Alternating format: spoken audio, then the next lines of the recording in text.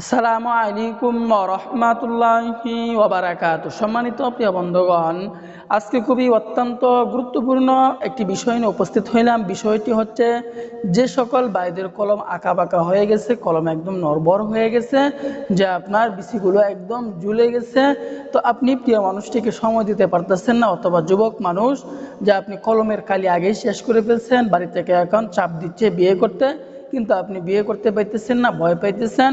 তো তাদের জন্য অত্যন্ত গুরুত্বপূর্ণ আজকে আমি একটি বিষয় নিয়ে উপস্থিত হইলাম, একটি রেসিপি নিয়ে উপস্থিত হইলাম। আমি হাকিম মাওলানা সানাউল্লাহ, আমি আপনাদের পাশে আছি ইনশাআল্লাহ।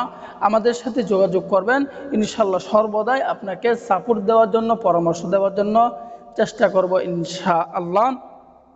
তো আজকের বেশওয়াজটি খুবই পাওয়ারফুল হবে, অত্যন্ত গুরুত্বপূর্ণ হবে।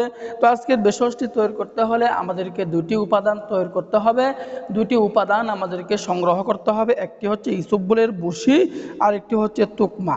তো এই ইসবগুলের বসি এবং তুকমা আমরা কিভাবে সেবন করব, সেবন করার নিয়মটি আমি আপনাদেরকে বলে দিচ্ছি। তো আমরা ইসবগুলের বসি এবং তুকমা কোথায় পাবো? তো এই ইসবগুলের বসি এবং তুকমা আমরা বাজারে মনিহারির দোকানে পেয়ে যাব।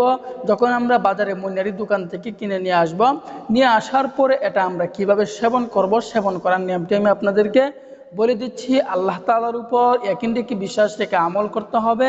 রোগ যেহেতু আমার, রিস্ক আমাকেই নিতে হবে, আমল আমাকেই করতে হবে। কে কি বলল সেদিকে আমাদেরকে কর্ণপাত করলে হবে না। তো আমি যে কথা বলতেছিলাম, যে এটা আমরা কিভাবে সেবন করব, সেবন করার নিয়মটি হচ্ছে, আমি রাতের বেলায় একটা চামচ তুকমা, একটা চামচ ইসবগুলের বসি, 1 গ্লাস পরিমাণে পানি নিব। তো 1 গ্লাস পরিমাণ পানির মধ্যে এটা ভিজিয়ে রাখবো। ভিজিয়ে রাখার পরে আমি সকালবেলায় এভাবে সেবন করে ফেলবো। এভাবে যদি টানা 1 মাস পর্যন্ত ইসবগুলের বসি এবং তুকমা সেবন করতে পারি, ইনশাল্লাহ প্রিয় মানুষটিকে সময় দিতে পারবো। কলমটা শক্ত হবে, নড়বড় কলম একদম শক্ত হবে, শক্তিশালী হবে। প্রিয় মানুষটিকে আপনি সময় দিতে পারবেন। এগুলো ঘরোয়া পদ্ধতি, ন্যাচারাল উপায়ে স্বপ্নি ট্রাই করে দেখতে পারেন, ব্যবহার করে দেখতে পারেন, কোনো আপনার ক্ষতি হবে না ইনশাআল্লাহ।